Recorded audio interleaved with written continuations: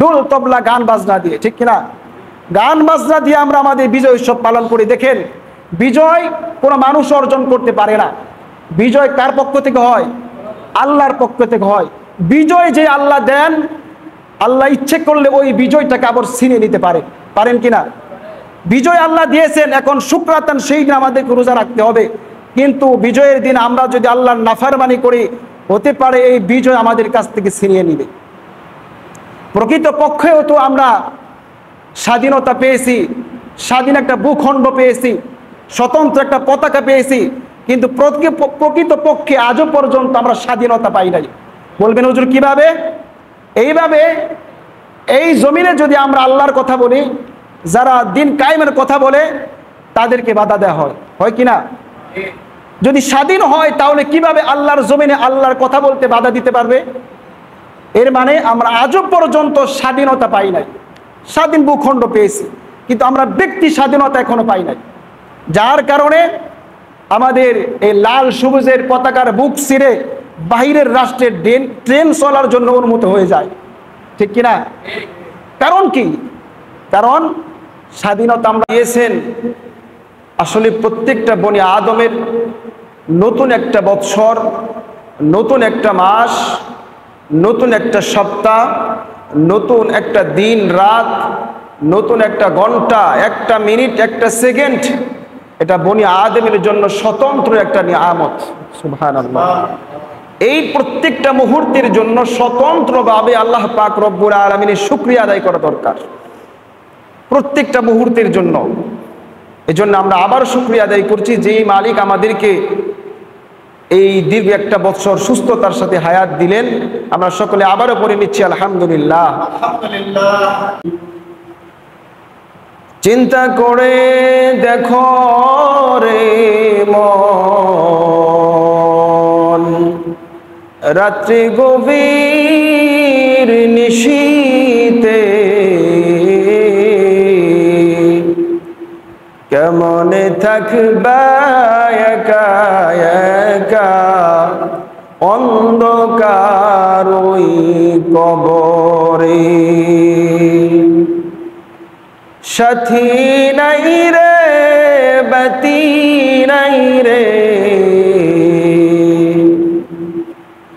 সাথী নাই রে বাতি নাই রে,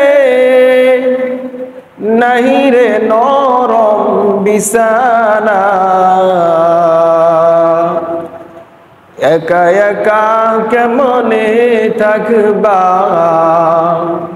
অন্ধকার ওই কবরে। উপস্থিত সম্মানিত মুসল্লিনে কেরাম, আমরা শুরুতে আল্লাহ পাক রব্বুল আলামিনের আলিশান দরবারে শুকরিয়া আদায় করছি, যেই মহান রব্বুল আলামিন আমাদেরকে হিজরি সনের 1445 হিজরির সর্বশেষ জুমার সলাত, জিলহজ মাসের সর্বশেষ জুমার সলাত আদায় করার জন্যে এই বৃষ্টি কাদাকে উপেক্ষা করে আল্লাহ পাক আমাদেরকে মোহাব্বত করে ভালোবেসে তারই গড়ে আগে ভাগে আসার তৌফিক এনায়েত করেছেন। এজন্য আমরা সকলেই মোহাব্বত নিয়ে উচ্চ কণ্ঠে অন্তরের অন্তরস্থল থেকে একসাথে পড়ে নিচ্ছি শুকরাতান আলহামদুলিল্লাহ। আলহামদুলিল্লাহ। আজকের জুমা হচ্ছে বৎসরের সর্বশেষ জুমা, অর্থাৎ হিজরি সনের সর্বশেষ জুমা, জিলহজ মাসের সর্বশেষ জুমা। এর মানে আমরা আগামী জুমায় আল্লাহ তাআলা আমাদের হায়াত যদি বৃদ্ধি করেন, আগামী জুমায় আমরা নতুন একটা বৎসরে, নববৎসরে আমরা আগামী জুমা পড়ব। এই এতদিন পর্যন্ত সেই 1445 হিজরির মুহররমের 1 তারিখ থেকে আজকে জিলহজ মাসের 28 তারিখ, আজকের দিন পর্যন্ত আল্লাহ পাক আমাদেরকে সুস্থ রাখছেন, দীর্ঘ হায়াত দিয়েছেন।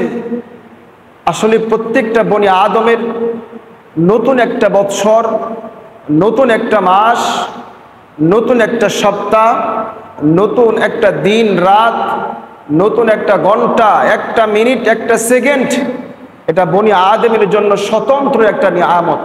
সুবহানাল্লাহ। এই প্রত্যেকটা মুহূর্তের জন্য স্বতন্ত্রভাবে আল্লাহ পাক রব্বুল আলামিনের শুকরিয়া আদায় করা দরকার, প্রত্যেকটা মুহূর্তের জন্য। এজন্য আমরা আবার শুকরিয়া আদায় করছি যেই মালিক আমাদেরকে এই দীর্ঘ একটা বছর সুস্থতার সাথে হায়াত দিলেন। আমরা সকলে আবারও পড়ে নিচ্ছি আলহামদুলিল্লাহ। সম্মানিত মুসল্লিনে কেরাম, আমরা সকলেই জানি যে 12টি মাসে একটা বছর হয়। কয় মাসে এক বছর হয়? 12 মাসে একটি বছর হয়। তো এই যে 12 মাসে একটি বছর হওয়া, এই একটা বছরের জন্য 12টি মাসের প্রয়োজন হয়, এটা কে নির্ধারণ করে দিয়েছে? কে নির্ধারণ করেছেন? স্বয়ং আল্লাহ পাক রব্বুল আলামিন তিনি নির্ধারণ করে দিয়েছেন যে একটা বছর হয় 12 মাসে। সুবহানাল্লাহ। এই নির্ধারণটা কবে করেছেন? কখন করেছেন? যখন আদমকে সৃষ্টি করেছেন তখন? যখন ফেরেশতাকে সৃষ্টি করেছেন তখন? না, বরং এই আসমান আর জমিন আল্লাহ পাক যেই দিন সৃষ্টি করেছেন সেদিন থেকে বছর গণনায় 12টি মাস আল্লাহ নির্ধারণ করেছেন। সুবহানাল্লাহ। এই কথাটাই আল্লাহ পাক সূরাতুত তাওবার 36 নম্বর আয়াতে বলেন, ইন্না ইদ্দাতাশ শুহুরি ইনদাল্লাহি 12 শাহরা, নিশ্চয় বছর গণনার মাস হিসাবে 12টি নির্ধারণ করা হয়েছে। ফি কিতাবিল্লাহি ইয়াউমা খালাকাস সামাওয়াতি ওয়াল আরদ, আর এটা সেদিন নির্ধারণ করা হয়েছে যেদিন আল্লাহ পাক আসমান জমিন সৃষ্টি করেছেন, সেদিন থেকে আল্লাহ পাকের কালামের ভিতরে বছর গণনায় 12টি মাস নির্ধারণ করা হয়েছে। সুবহানাল্লাহ। এই 12টি মাসের ভিতরে আবার আল্লাহ বলেন মিনহা আরবাআতুল হুরুম, 4টি মাস বিশেষভাবে সম্মানিত। সুবহানাল্লাহ বলবেন না? 12টি মাস আল্লাহ তাআলা বানিয়েছেন, এই 12 মাসের ভিতরে আবার 4টি মাসকে আলাদাভাবে সম্মানিত করেছেন। আল্লাহ বললেন মিনহা আরবাআতুল হুরুম, এই 12 মাসের ভিতরে 4টা মাস আলাদাভাবে সম্মানিত, ভিন্নভাবে সম্মানিত। এই 4টি মাস আলাদাভাবে যে সম্মানিত, এই 4টি মাস কোন মাস? এই 4টি মাসের বর্ণনা পবিত্র কুরআনুল কারীমের কোথাও নাই, শুধু আছে মিনহা আরবাআতুল হুরুম, 4টি মাস। কিন্তু কোন 4টি মাস এই ব্যাপারে পবিত্র কুরআনুল কারীম আর স্পষ্ট করে আলোচনা করেননি। এখন এখান থেকে আমাদের বক্তব্য হচ্ছে, আজকে যারা এক দল বের হয়েছে, যারা নিজেদেরকে আহলে কোরআন দাবি করে, কি করে? আহলে কোরআন। তারা বলে শুধু কোরআন মানলেই চলে, হাদিস মানার দরকার নাই। নাউজুবিল্লাহ। তাদেরকে প্রশ্ন, হে নামদারি মুসলমান, আপনারা যে বলেন আমরা কোরআন মানলে চলবে, তাহলে আল্লাহ বললেন মিনহা আরবাআতুল হুরুম, 4টি মাস 12 মাসের ভিতর আল্লাহ বিশেষ করে সম্মানিত করেছেন। এই 4টি মাস কোন মাস? কোরআন থেকে দলিল দিয়ে যাও। কোরআনে আছে? যারা যে বলে শুধু কোরআন মানলেই চলবে, এটাই যদি হতো তাহলে আল্লাহ পাক রব্বুল আলামিন কখনো এই জমিনে রসুল প্রেরণ করতেন না, বরং শুধুমাত্র কিতাবুল্লাহ দিতেন, আল্লাহ কিতাব প্রেরণ করতেন। আল্লাহ তাআলা তেমনটি করেন নাই, বরং কিতাবুল্লাহর সাথে সাথে আল্লাহ তাআলা রিজালুল্লাহ দান করেছেন। সুবহানাল্লাহ।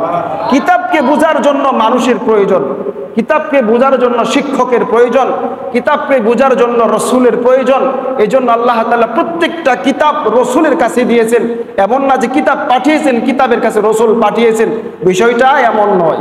বরং আগে রসুল পাঠিয়েছেন, রসুলের কাছে কিতাব দিয়েছেন, ওই কিতাব রসুল উম্মতকে বুঝিয়েছেন। আর রসুলের জবান মিশ্রিত প্রত্যেকটা বাণী, প্রত্যেকটা কথা, প্রত্যেকটা হাদিস পবিত্র কুরআনুল কারীমের ব্যাখ্যা। সুবহানাল্লাহ। কেউ যদি কোরআনকে পরিপূর্ণভাবে বুঝতে চায়, তাকে অবশ্যই হাদিস মানতে হবে, হাদিস জানতে হবে, বুঝতে হবে। এই যে বললেন কুরআনুল কারীমের এই সূরা তাওবার 36 নম্বর আয়াতে মিনহা আরবাআতুল হুরুম, 4টি মাস বিশেষভাবে সম্মানিত। কোন 4টা মাস? এই বর্ণনা বিশ্বনবীর হাদিস, বুখারী শরীফের 4406 নম্বর হাদিসে বর্ণিত হয়েছে। সুবহানাল্লাহ। এই হাদিস যদি না জানতাম, আমরা কিভাবে জানতাম যে 4টা মাস কোন 4টা মাস? জানতাম বলেন? কারণ কোরআনে তো এর সুস্পষ্ট বর্ণনা নাই। আল্লাহ রসুল সাল্লাল্লাহু আলাইহি ওয়াসাল্লাম এই বুখারী শরীফের 4406 নম্বর হাদিসে বলেন, হাদিসটা হযরত আবু বকর রাদিয়াল্লাহু তাআলা আনহু থেকে বর্ণিত। عن أبي بكرة رضي الله تعالى عنه قال قال رسول الله صلى الله عليه وسلم الزمان قد استدار كهيئة يوم خلق السماوات والأرض। নবীজি বলেন, আল্লাহ পাক রব্বুল আলামিন যেদিন থেকে আসমান আর জমিন সৃষ্টি করেছেন সেদিন থেকেই জামান আর সময় একইভাবে আবর্তিত হচ্ছে। এর মানে আল্লাহ পাক যেদিন আসমান আর জমিন সৃষ্টি করেছেন সেদিন থেকে দিনের পরে রাত, রাতের পরে আবার দিন, সকাল গনিয়ে দুপুর হয়, দুপুর শেষ হয়ে বিকেল হয়, বিকেলের পরে সন্ধ্যা আবার রাত হয়, দিনের বেলা সূর্য ওঠে, রাত্রেবেলা আকাশে চাঁদ ওঠে। এই যে সিস্টেমটা, এটা কখন থেকে? যেদিন থেকে আল্লাহ আসমান আর জমিন সৃষ্টি করেছেন সেদিন থেকে, এখনো সেইভাবে চলতেছে। এরপরে নবীজি বলেন, as-sanatu 12 শাহরান, একটা বছর হয় 12টা মাস। মিনহা আরবাআতুল হুরুম, তার মধ্যে 4টি মাস সম্মানিত। কোন 4টি মাস? নবীজি এরপরে বলেন, সালাসাতুন মুতাওয়ালিয়াতুন, এই 4টা মাসের মধ্যে 3টা মাস লাগাতার আসে। কি আসে? একটার পরে একটা আসে। কোন 3টি মাস? যুলহিজ্জা, যুলকদা, যুলহিজ্জা ওয়াল মুহররম, যুলকদ, জিলহজ, এরপরে মুহররম, 3টা মাস। আরেকটা মাস কি? রজব মুদাররাল্লাযী বাইনা জুমাদা ওয়া শাবান, আরেকটা মাস হচ্ছে রজব মাস। সুবহানাল্লাহ। কোন রজব মাস? এ ব্যাপারে বলা হয় বাইনা জুমাদা ওয়া শাবান, জুমাদাল উখরা এবং শাবানের মধ্যবর্তী যে রজব মাস, সেই রজব মাস। তাহলে সম্মানিত 4টি মাস কোন কোন মাস? জিলকদ, জিলহজ, মুহররম, আরেকটি রজব। জিলকদ, জিলহজ, মুহররম, রজব, এই 12 মাসের ভিতরে 4টি মাস সম্মানিত। কেন সম্মানিত? যে জাহিলিয়াতের যুগে মানুষ তারা এই 4টি মাসকে সম্মান করত। 4টি মাসে তারা যুদ্ধ বিদ্রোহ করতো না, মারামারি হানাহানি করতো না। 4টি মাসকে তারা অনেক সম্মানিত করত। আল্লাহ পাক এই বিধানটা ইসলামের ভিতরে রেখে দেন, ইসলামের ভিতরে রেখে দেন। কিন্তু পরবর্তীতে ওই জাহিলি যুগের মানুষগুলো, কাফেরগুলো, এরা মাসকে আগে পরে করত। কি করত? মাসকে আগে পরে করে ফেলতো, তাদের সুবিধার জন্য মাসকে আগে পরে করে ফেলতো। এখন যেমন জিলহজ মাসের 28 তারিখ, আর 2 দিন পরেই মুহররম মাস। মুহররম মাস সম্মানিত মাস, এই মাসে যুদ্ধ বিদ্রোহ করা হারাম, কিন্তু তাদের প্রয়োজনে তারা মাসটাকে পিছিয়ে নিত, আর 2-3 দিন মেয়াদ বাড়িয়ে দিয়ে মাসটাকে তারা পিছিয়ে নিত। আল্লাহ পাক এই বিধান ইসলামে দিলেন, মাস সম্মানিত, এই মাসে যুদ্ধ বিদ্রোহ করা হারাম। তবে কাফেররা যদি তোমাদের বিরুদ্ধে করে, তোমরাও সদলে তাদের বিরুদ্ধে যুদ্ধ করবা। সুবহানাল্লাহ। শুধু তারা মারবে, তোমরা বসে মার খাইবা, বিষয়টা এমন নয়। তারা যদি আগে আঘাত করে, তোমরা এর প্রতিহত করবে, তোমরাও আবার উল্টা আঘাত আনবে। আল্লাহ তাআলা বিধান নাজিল করে দিলেন। সম্মানিত মুসল্লিনে কেরাম, এই 4টি মাসের ভিতরে আবার মুহররম মাস বিশেষভাবে সম্মানিত। কেন? কারণ হাদিস শরীফের মধ্যে মুহররম মাসকে বলা হয় শাহরুল্লাহ। শাহরুল্লাহ মানে কি? আল্লাহর মাস। সুবহানাল্লাহ। সম্মানিত মুসল্লিনে কেরাম, এখন আমরা আলোচনা করব, যেহেতু হিজরি সন আর 2 দিন পরে আসতেছে হিজরি নববর্ষ। এই হিজরি নববর্ষ, হিজরি সন কখন থেকে শুরু হলো? কখন থেকে সূচনা হলো? এর সূচনা হলো ইসলামের প্রথম খলিফা, নাম কি? নাম কি? ইসলামের প্রথম খলিফার নাম কি? হযরত, বলে না কেন, জোরে বলো। হযরত আবু বকর সিদ্দিক রাদিয়াল্লাহু তাআলা আন। এই প্রথম খলিফার যখন ইন্তেকাল হয়ে যায়, তখন দ্বিতীয় খলিফা নিযুক্ত হন, নাম কি? হযরত উমর ইবনুল খাত্তাব রাদিয়াল্লাহু তাআলা আন। উমর ইবনুল খাত্তাব রাদিয়াল্লাহু তাআলা আনহুর শাসনামলে, তার শাসনামলে দেশ বিস্তৃত হতে হতে, অর্থাৎ তিনি দেশকে স্বাধীন করতে করতে, ঐতিহাসিকগণ লেখেন 1036টি শহর হযরত উমর ফারুক রাদিয়াল্লাহু তাআলা স্বাধীন করেছিলেন। সুবহানাল্লাহ। এর মানে গোটা পৃথিবীর, অর্ধ পৃথিবী হযরত উমর ফারুক রাদিয়াল্লাহু তাআলা আনহুর শাসনের আওতাধীন চলে আসে।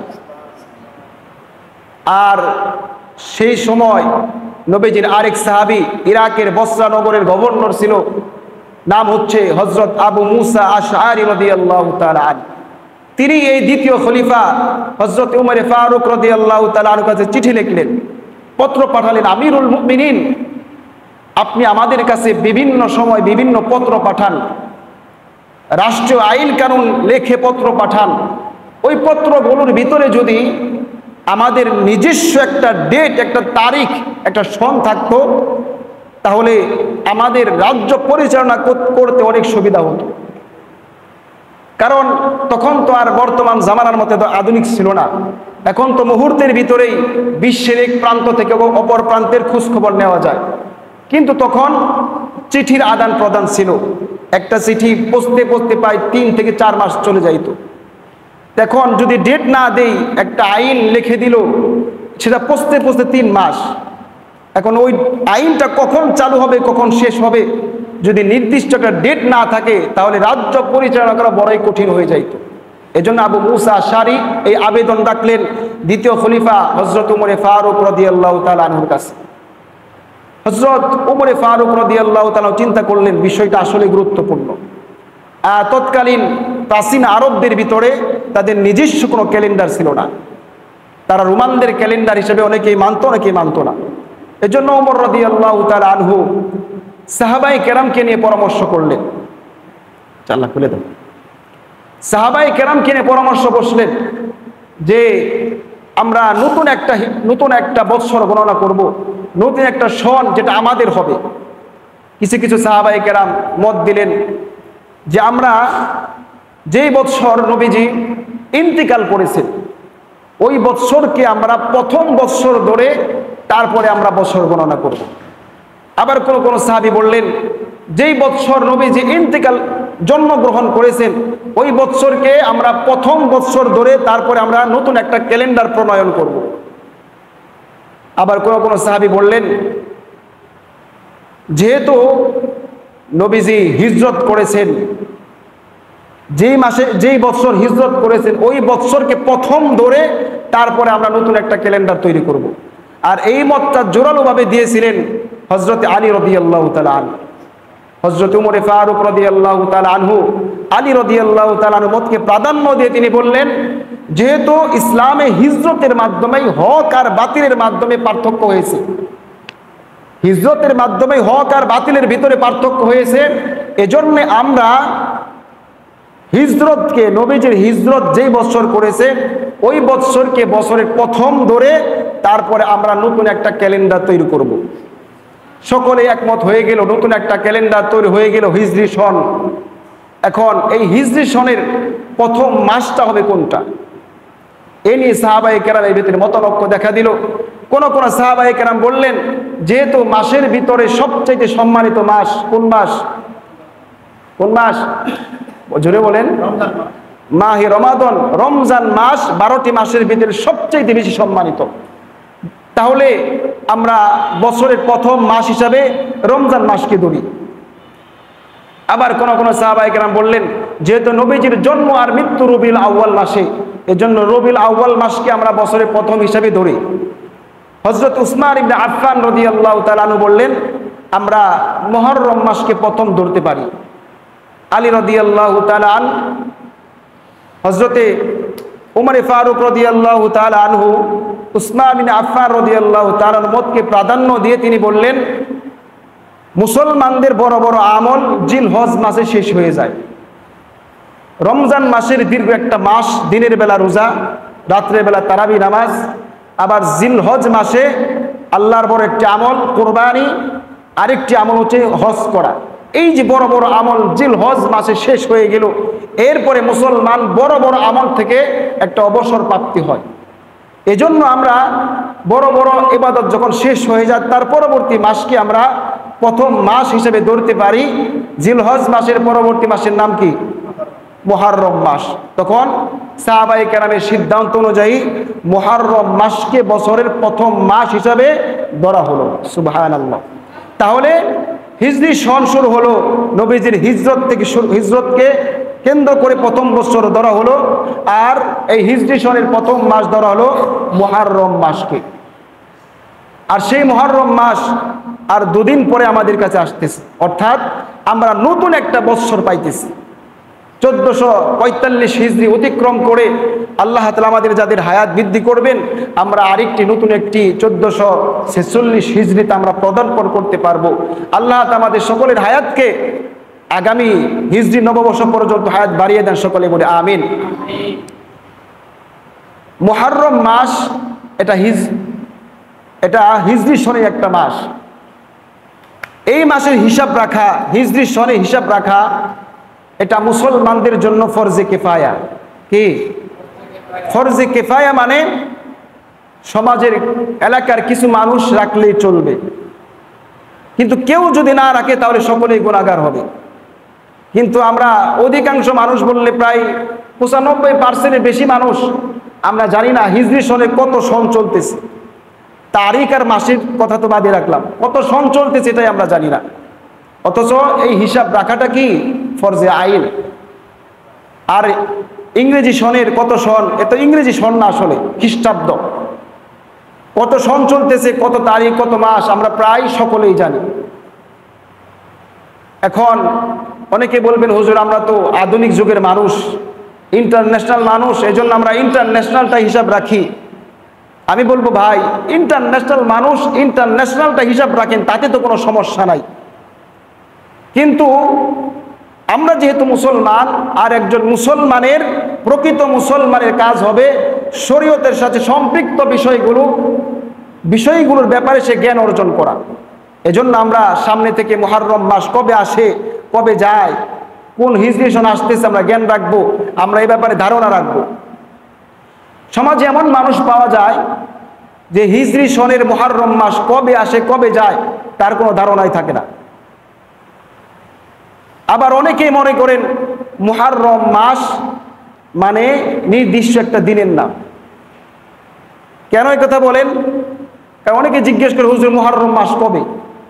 আচ্ছা, মুহররম মাস কি কোন একটা নির্দিষ্ট দিনের নাম নাকি গোটা একটা মাসের নাম? বলেন। গোটা একটা মাসের নাম মুহররম মাস। আসলে মুহররম বলতে সর্বপ্রথম আমাদের ব্রেনে যে সিগন্যালটা দেয় সেটা হচ্ছে কারবালার ঘটনা। কি সেটি হচ্ছে হুসাইন রাদিয়াল্লাহু তাআলা আনহুর শহীদ হওয়ার ঘটনা। এই জন্য আমরা মনে করি যে মুহররম মানে আশুরা। আশুরা মানে কি? আশুরা শব্দের অর্থ দশম, মানে মুহররম মাসের 10 তারিখকে বলা হয় আশুরা। এই আশুরার দিন হযরত হুসাইন রাদিয়াল্লাহু তাআলা আনহু কারবালার প্রান্তরে শহীদ হয়েছিলেন। যখনই মুহররম মাস আসে আমরা মনে করি যে এটা কারবালা, আশুরা। কিন্তু আসলে মুহররম মাসের সম্মানিত হওয়া এটা কিন্তু কারবালার ঘটনার কারণে নয়। হুসাইন রাদিয়াল্লাহু তাআলা আনহু 10ই মুহররম শহীদ হয়েছেন, এজন্য কিন্তু এর সম্মান বাড়ে নাই, বরং এর সম্মান আসমান জমিন সৃষ্টি হওয়ার পর থেকেই। সুবহানাল্লাহ। আশুরার দিনের মর্যাদা এটা বিশ্বনবী সাল্লাল্লাহু আলাইহি ওয়াসাল্লাম রোজা রেখে বুঝিয়ে দিয়েছেন, এর সম্মান অনেক আগে থেকেই। অতএব এই আশুরার দিনের মর্যাদা, মুহররম মাসের মর্যাদা হুসাইন রাদিয়াল্লাহু তাআলা আনহু শহীদ হওয়ার কারণে নয়, বরং এই দিনে হুসাইন রাদিয়াল্লাহু তাআলা শহীদ হওয়ার ঘটনা একটা সংযুক্ত হয়েছে, একটা যুগ হয়েছে। এখন আমরা অনেকেই মনে করে থাকি যে জিলহজ যখন এই মুহররম মাসের 10 তারিখ আসে, এই আশুরার দিনটা, এটা কারবালার ঘটনা, এটা কারবালার ইতিহাস আমাদেরকে দিন জানতে হবে। আসলে আশুরা মানেই এই কারবালা, অনেকে মনে করে থাকে, কিন্তু বিষয়টা মোটেও এমন নয়। আসলে এই সমস্ত ধারণা আমাদের কেন আসে? কারণ আমাদের এই উপমহাদেশের প্রায় বাংলাদেশ, পাকিস্তান, ভারত, প্রায় 3টা দেশের মানুষের আমাদের ধর্মীয় জ্ঞানের চাইতে ধর্মীয় আবেগ অনেক বেশি। কথা মনোযোগ দিয়ে শোনেন, আমাদের ধর্মীয় জ্ঞানের চাইতে ধর্মীয় আবেগটা অনেক বেশি, যার কারণে সমাজের অনেক মানুষকে দেখা যায় যে ইমানের আরকান, ইমানের আহকাম কি সে জানে না। নামাজ সহি শুদ্ধ করে পড়তে হলে কয়টা সূরার প্রয়োজন, কি কি দোয়ার প্রয়োজন সেগুলো সে জানে না। এমনকি এমন শ্রেণীর মানুষও সমাজে পাওয়া যাবে, এমন নামদারি মুসলমানও পাওয়া যাবে যারা কালিমা শুদ্ধ করে পড়তে জানে না। এর চাইতে বড় দুঃখের বিষয়, এমন মুসলমানও পাওয়া যাবে যারা কালিমা কি সেটাও জানে না। আছে না নাই বলেন? এমন শ্রেণীর মুসলমানও সমাজে আছে। কেন? কারণ আমাদের ধর্মীয় জ্ঞানের স্বল্পতা আর আবেগটা অনেক বেশি। ধর্মীয় আবেগ অনেক বেশি। সেই ধর্মীয় আবেগকে কেন্দ্র করে আমাদের সমাজে শিরিক, বেদাত, কুসংস্কার, নাচ গান, ঢোল তবলা, ভণ্ডপীর, এমনকি ধর্ম ব্যবসায়ীর সংখ্যা অধিক পরিমাণে বেড়ে গিয়েছে। কেন? এক নম্বর কারণ, আমাদের ধর্মীয় জ্ঞান কম, ধর্মীয় আবেগটা অনেক বেশি। আমাদের দেশে যেই পরিমাণ ভণ্ডপীরের সংখ্যা আছে, অনেক দেশে এই পরিমাণ মুসলমানের সংখ্যাও নাই। ঠিক কিনা বলেন? অনেক দেশে এই পরিমাণ মুসলমানের সংখ্যাও নাই। হক্কানি পীরের সংখ্যা দিন দিন কমতেছে। হক্কানি পীর যারা তালিম তাজকিয়া করে, আমাদের আসাতিজায়ে কেরাম, এদের সংখ্যা দিন দিন কমে যাইতেছে। আর বন্য পীরদের আস্থানা, বন্য পীরদের তাদের মরিদান দিন দিন বেড়েই চলছে। কারণটা কি? আমাদের ভিতরে ধর্মীয় জ্ঞানের স্বল্পতা, ধর্মীয় আবেগ অনেক বেশি। এজন্য আমাদেরকে ধর্মীয় আবেগের সাথে সাথে ধর্মীয় জ্ঞানও অর্জন করতে হবে। আল্লাহ পাক আমাদের সকলকেই ধর্মীয় জ্ঞানের সাথে সাথে, ধর্মীয় আবেগের সাথে সাথে ধর্মীয় জ্ঞান অর্জন করা তৌফিক দান করুন সকলেই বলে আমিন। সম্মানিত মুসল্লিনে কেরাম, এ পর্যায়ে আমরা আলোচনা করব মুহররম মাসের রোজার ফজিলত সম্পর্কে। কি সম্পর্কে? মুহররম মাসের রোজার ফজিলত। আমি কিন্তু বলি নাই মুহররম মাসের 10 তারিখ অর্থাৎ আশুরার রোজার ফজিলত।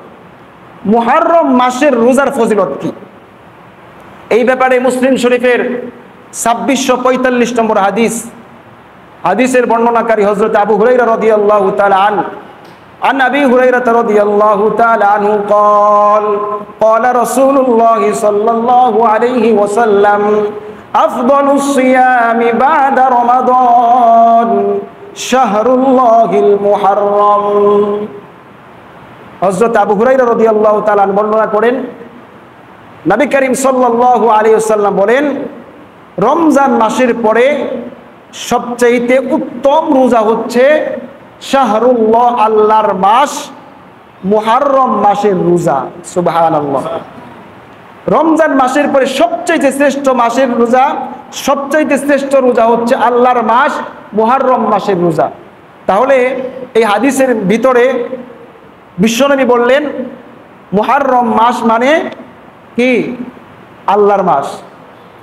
এখন বাকি 11টি মাস কার? যদি মুহররম মাস আল্লাহর হয়, বাকি 11টি মাস কার? বলেন। বাকি 11টি মাসও আল্লাহর, কিন্তু এই নিসবতকে বলা হয় আল ইজাফাতু লিত-তাযীমি, অর্থাৎ এই নিসবতের কারণে তার দাম বেড়ে যায়। যেমন হারাম শরীফ, বাইতুল্লাহ, আমাদের কোরআন, কিতাবুল্লাহ, এই যে নিসবত, কিতাবকে যখন আল্লাহর দিকে নিসবত করা হলো, কিতাবের দাম বেড়ে গেল। যখন বাইতুনকে, হারাম শরীফকে আল্লাহর দিকে নিসবত করা হলো, বাইতুল্লাহ, ওই গড়ের দাম বেড়ে গেল। এক্সাম্পল স্বরূপ, সাধারণ একটা মানুষকে যদি বলা হয়, এর সাথে কিন্তু সাবধানে কথা বলো, একে তো এমপির লোক। কার লোক? এই সাধারণ লোকের দাম বললো কিসের কারণে? এমপির সাথে তার নিসবত করার কারণে। ঠিক আল্লাহ পাক এই মুহররম মাসকে, বিশ্বনবী সাল্লাল্লাহু আলাইহি সাল্লাম এই মুহররমের মাসকে নিসবত করলেন আল্লাহর সাথে, এই জন্য এই মাসের দামটাও আল্লাহ বাড়িয়ে দিলেন। সুবহানাল্লাহ। বিশ্বনবী বলেন শাহরুল্লাহ, যে মুহররম মাস আল্লাহর মাস, এই মাসের রোজার অনেক ফজিলত। তাহলে এই হাদিসের মাধ্যমে জানতে পারলাম মুহররম মাসের রোজা রমজান মাসের রোজার পরে সবচেয়ে শ্রেষ্ঠ রোজা। আর আরো ফজিলত রয়েছে। ইবনে মাজাহ শরীফের 1742 নম্বর হাদিসে বর্ণিত হয়েছে, বিশ্বনবী সাল্লাল্লাহু আলাইহি ওয়াসাল্লামের কাছে এক সাহাবী এসে জিজ্ঞেস করলো, জাআ রাজুলুন ইলান নবী সাল্লাল্লাহু আলাইহি ওয়াসাল্লাম আইয়ু সিয়ামি আফদালু বা'দা শাহরি রমাদান। হে আল্লাহর রাসূল, যে রমজান মাসের পরে কোন রোজা সবচেয়ে শ্রেষ্ঠ রোজা?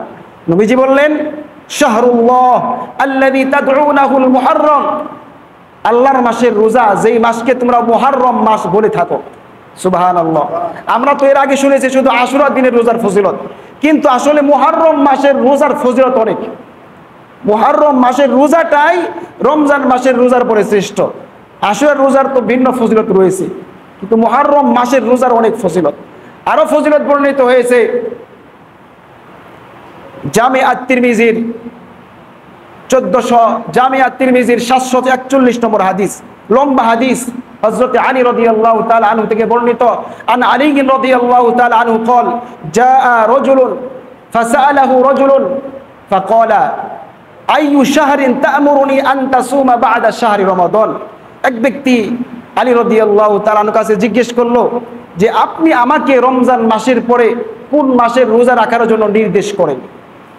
তখন আলী রাদিয়াল্লাহু তাআলা আনহু বললেন, মা সামি'তু আহাদান ইয়াসআলু আন হাযা ইল্লা রাজুলান সামি'তুহু ইয়াসআলু রাসূলুল্লাহ সাল্লাল্লাহু আলাইহি ওয়াসাল্লাম ওয়া আনা কাঈদুন। তিনি বললেন, তুমি আমাকে যে এরকম প্রশ্ন করছো, ঠিক এই রকম প্রশ্ন এক ব্যক্তি নবীজিকে করেছিল, আমি তখন নবীজির কাছে বসা ছিলাম। লোকটা প্রশ্ন করলো, ফাকালা ইয়া রাসূলুল্লাহ আইয়ু শাহরিন তা'মুরুনি আন তাসুমা বা'দা শাহরি রমাদান, রমজান মাসের পরে কোন মাসের রোজা রাখার জন্য আপনি আমাকে নির্দেশ দেন। নবীজি বললেন, ইন তাসুমা সাইমান বা'দা শাহরি রমাদান ফাসুমিল মুহাররম, তুমি যদি রমজান মাসের পর রোজা রাখতে চাও তাহলে তুমি মুহাররম মাসের রোজা রাখো। সুবহানাল্লাহ। নবীজি আরো বলেন, ফাইন্নাহু শাহরুল্লাহ ফীহি ইয়াওমুন তাবাল্লাহু ফীহি আলা কওমিন ওয়া ইয়াতুবু ফীহি আলা কওমিন আখরিন, কেননা এই মাসের ভিতরে এমন একটা দিন আছে যেই দিনটা হচ্ছে, যেই দিন আল্লাহ পাক একটা কওমের, একটা গোত্রের তাওবা কবুল করেছেন, এবং ওই দিনে আরো অনেক কওমের, অনেক গোত্রের, অনেক মানুষের তাওবা কবুল করবেন। সুবহানাল্লাহ। তাহলে এই তিনটা হাদিসের মাধ্যমে আমরা মুহাররম মাসের ফজিলতের, মুহাররম মাসের রোজার ফজিলত জানলাম। আমরা তো আশুরার রোজার ফজিলত জানি, কিন্তু মুহাররম মাসের রোজার ফজিলত ভিন্ন, এই মাসটার ফজিলতই ভিন্ন। এখন আশুরার রোজার ফজিলত কি? আশুরার রোজা, এই রোজাটা এমন একটা গুরুত্বপূর্ণ রোজা যে রোজাগুলো জাহিলিয়াতের যুগের মানুষ তারাও রাখতো। জাহিলি যুগের মানুষ তারাও রোজা রাখতো। এই ব্যাপারে বুখারী শরীফের 2002 নম্বর হাদিস বর্ণিত হয়েছে। হাদিসের বর্ণনাকারী আমাদের আম্মা জান হযরত আয়েশা রাদিয়াল্লাহু তাআলা আন আয়েশা রাদিয়াল্লাহু তাআলা আনহা قالت كانت قريش تصوم عاشوراء في الجاهليه। আম্মা জান আয়েশা রাদিয়াল্লাহু তাআলা আনহা বলেন যে কুরাইশের মানুষ জাহিলি যুগে তারা আশুরার দিনে রোজা রাখতো। জাহিলিয়াতের যুগের মানুষ, কুরাইশের গোত্রের, তারাও আশুরার দিন রোজা রাখতো। ওয়াকানা রাসূলুল্লাহ সাল্লাল্লাহু আলাইহি ওয়াসাল্লাম ইয়াসুমুহু, নবীও তখন রোজা রাখতো। ফালাম্মা হাজারা ইলাল মাদিনা, নবীজি যখন হিজরত করে মদিনায় আসলেন, সামাহু ওয়া আমারা বিসিয়ামিহি, নবীজি রোজা রাখলেন, সাহাবায়ে কেরামকে রোজা রাখার জন্য নির্দেশ করলেন। এই হাদিসের মাধ্যমে আমরা আরেকটা বিষয় জানতে পারি, সেটা হচ্ছে রমজান মাসের রোজার আগে মুহাররম মাসের রোজা ফরজ ছিল। কি ছিল? রমজান মাসের রোজার আগে মুহাররম মাসের রোজা ফরজ ছিল। কেন? তার পরবর্তী অংশের প্রমাণ বহন করে। আম্মা জান আয়েশা বলেন, ফালাম্মা ফুরিদা শাহরু রমাদান, এরপরে যখন রমজান মাসের রোজা ফরজ হলো, ক্বালা মান শাআ সামাহু ওয়া মান শাআ তারাকাহু, নবীজি বললেন যার ইচ্ছা হয় সে মুহররম মাসের রোজা রাখুক, যার ইচ্ছা না হয় সে আশুরার রোজা ছেড়ে দেয়। এর মানে আগে তিনি আদেশ করেছেন সামাহু ওয়া আমারা বিসিয়াম, রোজা তিনি রেখেছেন, সাহাবায়ে কেরামকে আদেশ করেছেন, কিন্তু যখন রমজান মাসের রোজা ফরজ হলো তখন বললেন যার ইচ্ছা আশুরার রোজা রাখো, যার ইচ্ছা হয় সে না রাখো। এর মানে কেমন ফজিলত আশুরার রোজা, এটা রমজানের আগে ফরজ ছিল, কিন্তু বর্তমান এখন আর ফরজ নাই, এখন মুস্তাহাব বা সুন্নাত। এরপরে ইসলামে এই আশুরার রোজা কিভাবে আসলো? এটা তো জাহিলিয়াতের যুগের ঘটনা গেল, ইসলামের পূর্বে ইসলামে এই রোজা কিভাবে আসলো? এই ব্যাপারে বুখারী শরীফের 1421 নম্বর হাদিসে বর্ণিত হয়েছে। হাদিসটা বর্ণনা করেন হযরত আব্দুল্লাহ ইবনে আব্বাস। আর ইবনে আব্বাস রাদিয়াল্লাহু তাআলা আনহু قال আন্না রাসূলুল্লাহ সাল্লাল্লাহু আলাইহি ওয়াসাল্লাম কদিমাল মাদিনা বিশ্বনবী সাল্লাল্লাহু আলাইহি সাল্লাম হিজরত করে যখন মাদিনায় আসলেন, ফাওয়াজাদাল ইয়াহুদা, নবীজি ইহুদিদেরকে দেখলেন তারা আশুরার দিনে রোজা রাখতেছে। নবীজি তাদেরকে জিজ্ঞেস করলেন, মাহাদাল ইয়াউমুল্লাযী তাসুমুনাহু, আজকে কিসের দিন যেই দিনে তোমরা রোজা রাখো? তারা বললেন, ক্বালু হাযা ইয়াউমুন আযীমুন, আজকের দিনটা বিশেষ একটা দিন, আজকের দিনটা মহান একটা দিন। কি দিন? আনজাল্লাহু মূসা ওয়া কওমাহু ওয়া গররাকা ফিরআউনা ওয়া কওমাহু, যে আজকের দিনে এই আশুরার 10 তারিখে আল্লাহ পাক মূসা আলাইহিস সালাতু ওয়াস সালাম এবং তার সম্প্রদায়কে জালেম ফেরাউন থেকে নিষ্কৃতি দান করেছে, আর ফেরাউন তার সম্প্রদায়কে ওই লোহিত সাগরে চুবিয়ে মেরেছে। সুবহানাল্লাহ বলবেন না? এরপরে তারা বলেন ফাসামাহু ওয়া আমারা বিসিয়ামি ফাসামা মূসা শুকরান, এই দিনে যেহেতু মূসা আলাইহিস সালাতু ওয়াস সালাম নিষ্কৃতি পেয়েছেন, এটা স্বাধীনতা লাভ করেছেন, বিজয় লাভ করেছেন, এজন্য তিনি শুকরাতান এই দিন রোজা রাখলেন। এখন এখান থেকে আরেকটা বিষয় আমরা গ্রহণ করতে পারি, সেটি হচ্ছে বিজয় দিবস আমরা কিভাবে পালন করব। কোন দিবস? বিজয় দিবস কিভাবে পালন করব? নবী মূসা আলাইহিস সালাতু ওয়াস সালাম আমাদেরকে শিক্ষা দিয়েছেন বিজয় দিবস পালন করবা রোজার মাধ্যমে। কিসের মাধ্যমে? আল্লাহ তাআলা পবিত্র কোরআনুল কারীমের সূরা নাসরের মধ্যে বলেন, ইযা জাআ নাসরুল্লাহি ওয়াল ফাতহ ওয়া রাআইতান নাসা ইয়াদখুলুনা ফি দীনিল্লাহি আফওয়াজা ফাসাব্বিহ বিহামদি রাব্বিক, যখন বিজয় আসবে তখন বিজয়ের দিনে ফাসাব্বিহ বিহামদি রাব্বিকা ওয়াস্তাগফির, আল্লাহ পাক রব্বুল আলামিনের পবিত্রতা বর্ণনায় তোমরা প্রশংসা করবা আর ইস্তিগফার করবা। আর নবীজির এই হাদিসের মাধ্যমে জানতে পারলাম বিজয় দিবস পালন করবা রোজার মাধ্যমে। কিসের মাধ্যমে? আমরা কি রোজার মাধ্যমে আমাদের বিজয় দিবস পালন করি? কিসের মাধ্যমে করি? ঢোল তবলা গান বাজনা দিয়ে, ঠিক কিনা?